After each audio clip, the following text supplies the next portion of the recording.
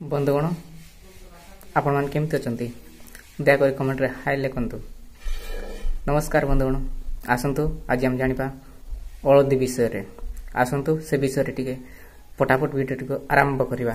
ଦର୍ଶକ ବନ୍ଧୁ, ଯେଉଁମାନଙ୍କର ଦେହରେ କୁଣ୍ଡିଆ ହୋଇଥିବ, ଦେହ ସଲସଲ ହେଉଥିବ, ହଳଦୀ ସାଥିରେ ତେନ୍ତୁଳି ପତ୍ର ବାଟି ରାତିରେ ଦେହରେ ଲଗାଇ ଶୋଇଯିବେ। ସକାଳୁ ଘଷି ହୋଇ ଗାଧୋଇବ।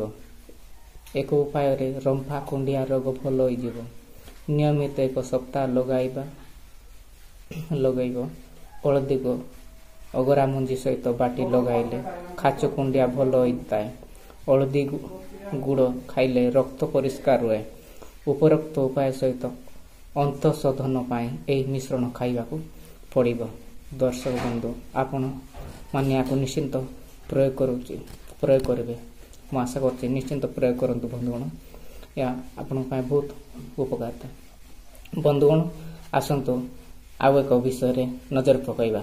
ଥଣ୍ଡା ସର୍ଦ୍ଦି। ବନ୍ଧୁଗଣ, ଥଣ୍ଡା ସର୍ଦ୍ଦି ହେଲେ, ଟନସିଲ ବଢ଼ିଲେ, କଣ୍ଠ ପଡ଼ିଗଲେ କପେ ଉଷୁମ କ୍ଷୀରରେ 2 ଚାମଚ ହଳଦୀ ଗୁଣ୍ଡ ମିଶାଇ ଦିନକୁ 2 ଥର ପିଅନ୍ତୁ। ସବୁ ଠିକ୍ ହେଇଯିବ। ବାରମ୍ବାର ଛିଙ୍କ ହେଉଥିଲେ, ନାକ ଫିଟୁ ନଥିଲେ ହଳଦୀ ପଡ଼ି ସେଇ ଧୂଆଁ ଶୁଙ୍ଘନ୍ତୁ। ଯାହାର ବାରମ୍ବାର ସର୍ଦ୍ଦି ଥଣ୍ଡା ଛାଡ଼ୁନି, ସେଇ ଦୁଧରେ ହଳଦୀ ମିଶାଇ ନିୟମିତ ସକାଳୁ ପାନ କଲେ ଭଲ ହେଇଯିବ। ଟନସିଲ ବଢ଼ି ଗଣ୍ଠିକା ଫୁଲିଗଲେ ରାଶି ତେଲରେ ହଳଦୀ ବଟା ପାକ କରି କଣ୍ଠରେ ଲଗାନ୍ତୁ। ବନ୍ଧୁଗଣ, ଆପଣଙ୍କର ନିଶ୍ଚିନ୍ତ ଭଲ ହେଇଯିବ।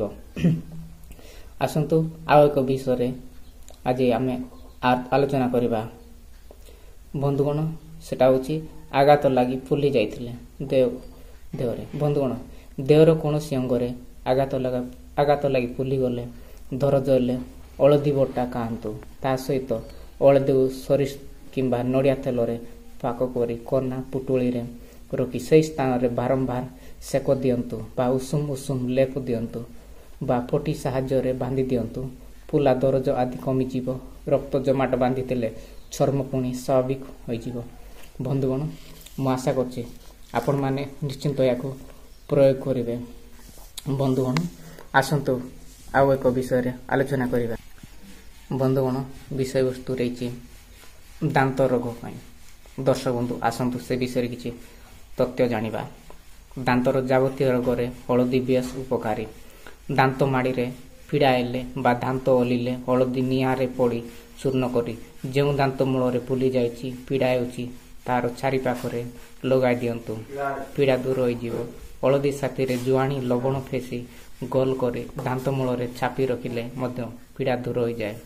ଦାନ୍ତ ପୋକ କାଟିଲେ ହଳଦୀ ଭାଜି ଚୂର୍ଣ୍ଣ କରି ତାକୁ ଉଷୁମ କରନ୍ତୁ ଏବଂ ସେହି ସ୍ଥାନରେ ଭରି ଦିଅନ୍ତୁ। ସବୁ ଠିକ୍ ହେଇଯିବ। ନିୟମିତ ହଳଦୀ ଉଷ୍ମ ସହିତ ଜୁଆଣି ପେଶି ଦାନ୍ତ ମଞ୍ଜନ ପ୍ରସ୍ତୁତ କରି ଦାନ୍ତ ଘଷିଲେ ଦାନ୍ତର ଯାବତୀୟ ରୋଗ ଦୂର ହୁଏ।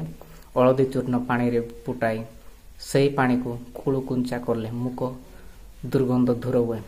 ବନ୍ଧୁଗଣ, ଆସନ୍ତୁ ଆଉ ଏକ ବିଷୟରେ ଆଜି ଆଲୋଚନା କରିବା।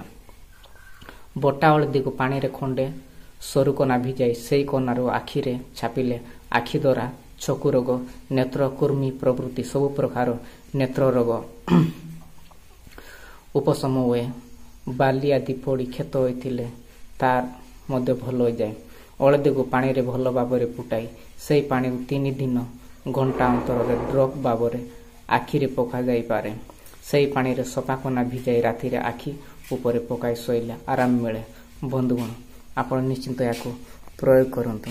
ଆସନ୍ତୁ ଆଉ ଏକ ବିଷୟରେ ଆଲୋଚନା କରିବା। ଦର୍ଶକ ବନ୍ଧୁଗଣ, ବିଷୟବସ୍ତୁ ହେଉଛି ପେଟ ଗରମ। ଆସନ୍ତୁ, ପେଟ ଗରମ ହେଲେ ହଳଦୀ ସହିତ ଅମର ପୋଇ ପତ୍ର ବାଟି ପେଟ ଉପରେ ଲଦିଲେ ପେଟ ଗରମ, ପେଟ ଫୁଲା ନିବାରିତ ହୁଏ। କଞ୍ଚା ହଳଦୀ ବାଟି ନିୟମିତ ସେବନ କଲେ ପେଟର ଯାବତୀୟ ରୋଗ ଦୂର ହୁଏ। କୃମି ନଷ୍ଟ ହୁଅନ୍ତି। ହଳଦୀ ପାଣିରେ ଲୁଣ ଗୋଳେଇ ଗରମ କରି ପିଇଲେ ପେଟର ବାୟୁ ଦୋଷ ବା ଗ୍ୟାସ୍ ଆଦି ଦୂର ହୁଏ। ଦର୍ଶକ ବନ୍ଧୁ, ଆପଣ ଏହାକୁ ନିଶ୍ଚିତ ପ୍ରୟୋଗ କରନ୍ତୁ। ଦେଖିବେ ଆପଣଙ୍କର ସବୁ ପ୍ରକାର ଭଲ ହେଇଯିବ। ଦର୍ଶକ ବନ୍ଧୁଗଣ, ମୋ ଭିଡ଼ିଓଟି କେମିତି ଲାଗିଛି କମେଣ୍ଟ ସେକ୍ସନରେ ଲେଖନ୍ତୁ ବନ୍ଧୁଗଣ ଏବଂ ଭିଡ଼ିଓଟିକୁ ଅଧିକରୁ ଅଧିକ ମାତ୍ରାରେ ସେୟାର କରନ୍ତୁ, ଯାହାଫଳରେ ସମସ୍ତେ ଜାଣିବାକୁ ପାଇବେ ଆୟୁର୍ବେଦିକ ଜଡ଼ିବୁଟି ଔଷଧରୁ କେମିତି ବହୁତ ପ୍ରକାର ରୋଗ ଭଲ ହେଉଛି। ଦର୍ଶକ ବନ୍ଧୁ ରହୁଛି, ଜୟ ଜଗନ୍ନାଥ।